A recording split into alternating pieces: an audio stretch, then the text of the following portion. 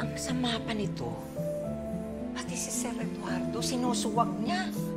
Sinabi mo pa, Nay. Kaya kanina talaga, muntik na akong di makapagpigil eh. Gusto kong bigyan ng isa. Eh, syempre, naisip ko pa rin si Lolo. Ayoko namang na-stress kayo, Lo. Lalo na kanina. Nasa presinto tayo.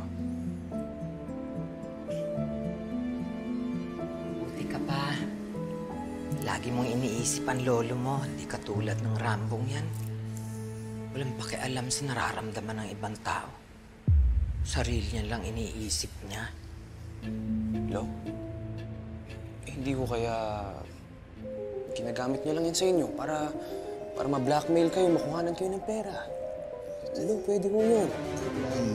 Nay, hindi ko na alam kung anong iisipin ko.